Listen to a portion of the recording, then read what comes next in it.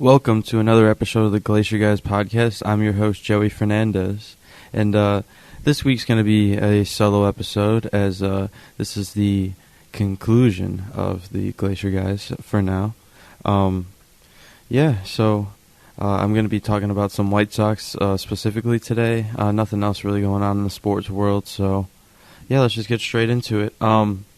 Last night was the start of the Yankees series, and man, I was at the game, and it was electric in the ballpark for a long time. Dylan Cease got roughed up a little bit, still had over 10 Ks, but that's ridiculous, but just left a few pitches up to Giancarlo Stanton, DJ LeMahieu, and Aaron Judge. So, I think the game plan was a little spotty personally. I think he was serving up too many fastballs. Obviously, he has that FU fastball, but you don't really want to. You don't want to have to try to just blow fastballs by really good hitters who the pitch they specifically like to hit is fastballs.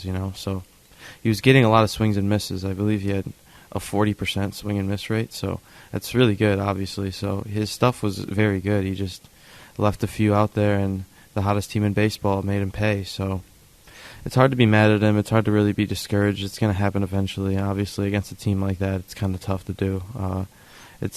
You can't expect him to go out there every outing and just carve. So it's going to happen, and you just move on from it. But I think there are some good signs to see from this game. I know Joe Kelly came in and struggled. I know Ryan Burr struggled a little bit also, and the bullpen just in general didn't really hold up their end of the bargain. But either way, it's a tough offense. But I'm just really happy to see that our offense came through. I'm really happy to see that Yohan Moncada's coming along. Tim had a little bit of an off night, but he's still Tim, and it's just nice to see guys like AJ Pollock finally starting to do something, and Leury Garcia starting to do something. So it's really exciting to see. Adam Engel also, I'll throw him in there, but I think playing the long game is the way to go here, as far as with the usage of bullpen arms and maybe not wanting to pitch guys 2 days in a row or 2 games out of 3 and stuff like that. And I think Tony La Russa knows what he's doing with that as far as it goes. So I think the fans just need to relax a little bit. 15-15 is not that bad, especially for the strength of schedule that we've had so far. I mean, obviously the division is pretty weak, but I think division games are always going to be close, so you can't really get mad at them for losing 7 in a row. Well, you kind of can, but with a guy like Andrew Vaughn coming back and Lance Lynn coming back and Eloy almost coming back, I think the signs are there. The signs are there that the team's going to break out eventually. You just kind of got to stay afloat while you're going through this gauntlet of a schedule. I mean, they split the Angels series, which is very encouraging because the Angels are, I mean, what aren't they? Their pitching's coming around. Obviously, their bullpen isn't the greatest, but their starting rotation has some nice arms in it, and their lineup is disgusting. Like, I mean, disgusting. As far as, obviously, the best player in baseball, I mean, does anyone know which one it is? But I'd say Mike Trout, obviously, but you got Shohei, obviously, and then they dropped Justin Upton. And you're like, I mean, I guess, but then they have the guy Taylor Ward just coming in and stepping in his spot, and you say, I mean, obviously that's why they dropped Justin Upton, because they have a guy who can just slot in and play even better. So, and they have a guy like Brandon Marsh that I really like also, but I think that was the start of something really special. Honestly, I think they swept the Cubs series. That was. I mean, it was just kind of ugly baseball in a way just because the weather was disgusting. But besides that, they come in, they play well against the Guardians. I mean, the Josh Naylor game, I don't even know what to say. I still don't even know what to say. Like, I seriously don't. It's one of those rarities where it's to the point where how can you be mad at the team? Because he was a man on a mission that night. I don't know. Josh Naylor can definitely hit, though. I think people don't really recognize it that much, but yeah, that's his strong suit of his game. I mean, even in the 2020 playoffs, he dominated. So, I mean, he's due for a breakout. Who knows if this is for real? But he's a good major league hitter for sure. But moving on, I think the help of Lance Lynn will definitely create some interesting scenarios as far as the rotation goes. So obviously you got Lucas Giolito at the top, or you want to say Dylan Cease, sure. Michael Kopech, so those three. Then you got Lance Lynn, obviously, and then you have a trio of, well, potentially a trio of Johnny Cueto, Vince Velasquez, and Dallas Keuchel. How does that situation get handled? Because obviously you don't know exactly how that's going to go, so it's kind of interesting. So break it down like this: Dallas Keuchel, what he has going for him is that he's getting paid $18 million this year, and Vince Velasquez has the recency performance as far as him pitching well as of late. And then Johnny Cueto has that past experience that it's kind of an unknown factor right now, just because he's been in AAA all year. So it's really interesting to see how they're going to do this. As far as Johnny Cueto goes, who knows if he gets called up? I'm not really sure yet, because after May 15th, I believe he can get sent. He can get if he doesn't get called up, then he's going to be a free agent. So I don't know. I really don't see where he slots in personally, but I think it's a battle between Vince and Dallas. And Dallas looked good last start against the lowly Red Sox, but the Red Sox have some decent names on their team, but they're struggling just in general. So I don't know. I think Vince deserves it as of now, but he's facing the Yankees tonight, so he could get roughed up pretty easily. And if Dallas comes out and does well, or if one of the other does well and the other one doesn't, then I mean, who knows? Like it might be wraps for Dallas Keuchel on the White Sox uniform. If not, just in the bullpen. So, and I know he definitely would not be cool with that. I don't know what he would do, but I just can't see a guy like Dallas Keuchel being cool with coming out of the bullpen. So it's going to be very, very interesting. As far as the lineup goes, I'm just going to go through every player and just kind of say where they are right now.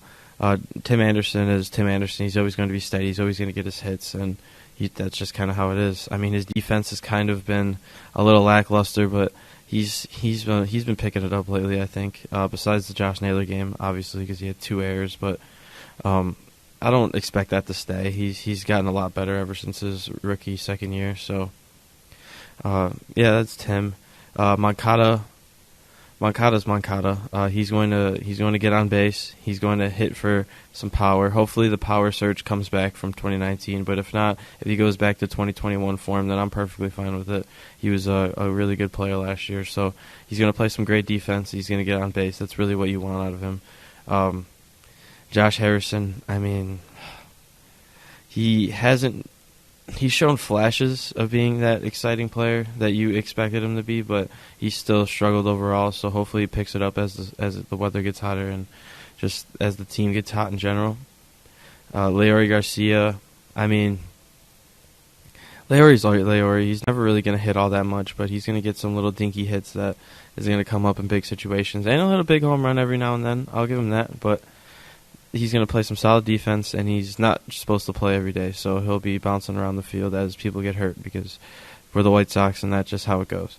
So that's it for Leori. And then Jose Abreu, I mean, he's a notorious slow starter, so you can't really be worried about him. I mean, obviously there's that thing with, obviously he's older. He's aging every single year, so you never know when that cliff's going to hit and when he's just not going to figure it out one day. So hopefully it's not this year, and hopefully he's going to come back strong. But I have a good feeling he's going to be just fine. A.J. Pollock, hopefully yesterday was a big tell about him picking it up for the most part. So, I mean, he could easily just pick it back up and do what A.J. Pollock does and just be a consistent above-average hitter with okay defense. So I have faith in him doing that. I think he's a well-known commodity at this point. And then Luis Robert, I mean, he's just scratching the surface at how good he could be. So he's got very solid numbers as it stands right now, and it only feels like he hasn't even done that well. Honestly, he's got a 128 WRC plus, and you're like, I feel he's got more in there. I feel like the power really hasn't even came around yet. He's got 6 stolen bases, 4 home runs, and Tim Anderson with 4 home runs, 5 stolen bases. So those are some 20-20 candidates for sure. I mean, maybe even 30-30 if they really go off. But just in general, it's it's impressive to see Luis Robert on a day-to-day basis. I think he's gonna do big things this year, obviously. So I'm curious to see when that happens. I think it's only gonna get better as it goes on. But yeah, and then Andrew Vaughn should be coming back very soon. He's in Charlotte right now rehabbing, and that's who the player I'm most excited for, because before he got hurt, he looked like a bona fide superstar, honestly. At the plate, he was commanding the zone very well, knew what to look for, figuring out what pitchers are trying to do to him, and he was countering it. I mean, he was hitting righties better this year. He obviously matches lefties. He's always done that, so I'm really excited for him personally. I think he's going to add some big bonus into this lineup and just make it even deeper than it already is. So, yeah. And then, I mean, besides that, Adam Engel, I mean, he's going to play some great defense, but his bat's not bad. Like, when he comes up in a big spot, I feel like I don't feel worried. I'm not like, oh, this is rough, but I have faith in Adam Engel. I think he's a better hitter than people give him credit for, personally, especially against lefties. But as far as the bullpen goes, there's some arms that I like, obviously. Matt Foster's been pretty legit this year. Kendall Graveman, pretty legit. Reynaldo Lopez has been okay. I think he's gotten some bad luck. His FIP is almost a full point lower than his ERA, so that says a lot there. But his xFIP is also 4.77, so they're kind of counteracting each other a little bit. I think it's because his strikeouts are down, but besides that, Lucas Giolito's Lucas Giolito. I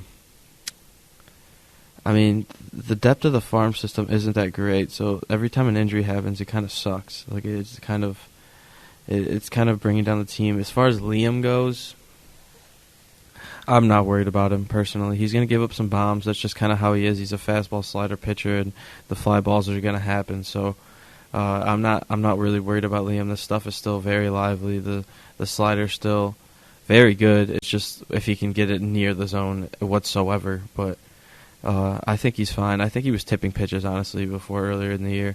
And I also heard something about Dylan Cease possibly doing that from Steve Stone on the broadcast last night. So it's going to be...